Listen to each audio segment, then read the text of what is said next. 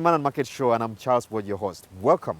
Now, one of the key aspirations of government in this financial year, that is 2023-2024, is seeing the full monetization of the economy through, among others, commercialization of agriculture. Now, it's the reason that we are paying a visit to one of the main players, or a key player, in one of the rare commodities, agricultural commodities, that of course is resident in that part of Uganda and greater northern Uganda belt, and that is shea butter. And this player is walking us through what they are doing to actually move away from the rudimentary way of handling this crop to a better way to see value, not just for the farmers, but for the government as well.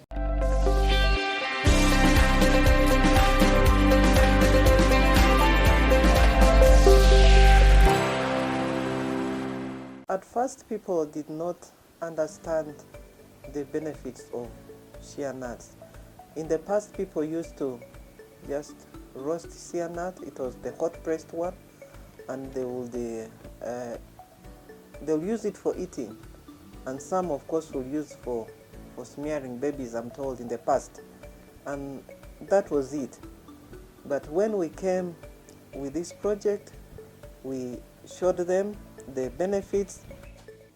I have been in this project of adding value to shea butter since 2016, and the way we started to where we are now, I can see a very big difference.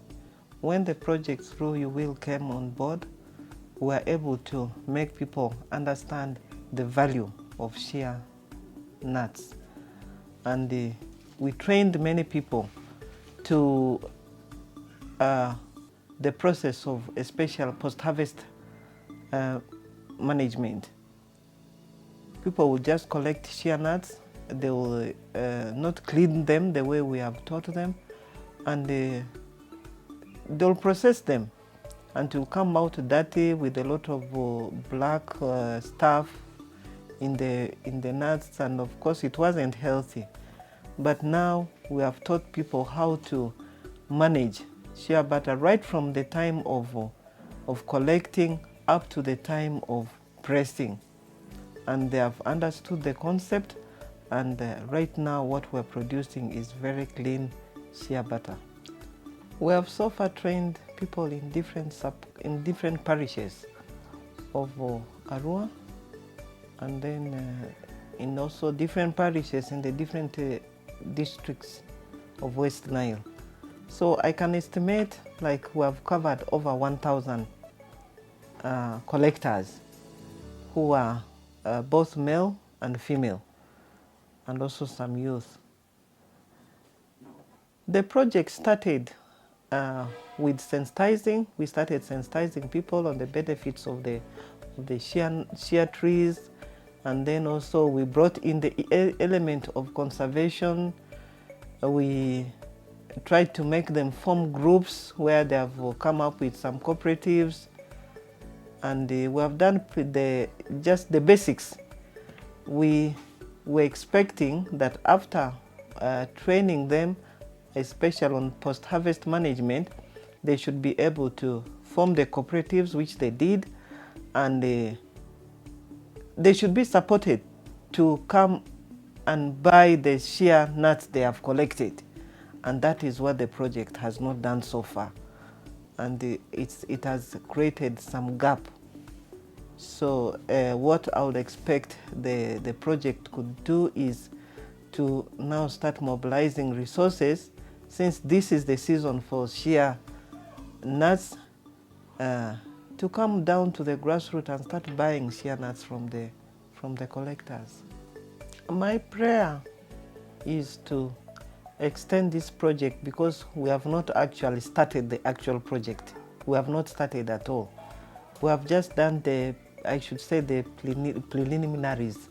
People have just come in, they have been trained, they have understood why they should conserve the shea trees, they have learned how to handle the shea nuts right from the time they harvest up to the time they can press, but they have not benefited from the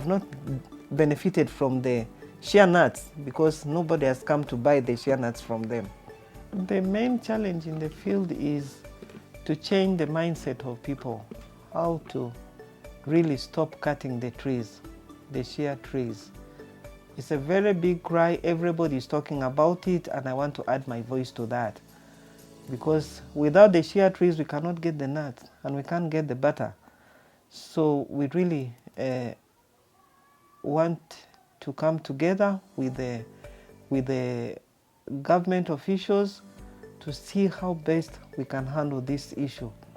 And I'll wish and I pray that the project could have a very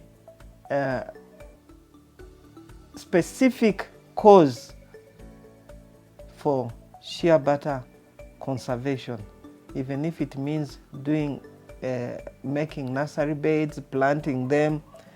We could have that call to plant shea trees in the different areas we're operating in, and I'm sure it will make a difference. Meanwhile, for us, as along the way, we need we don't have enough resources. Even if people told me that right now they can collect 10 tons of shea nuts, we don't have the muscle to buy all the nuts. We have had people, one of the biggest challenges, people come from elsewhere.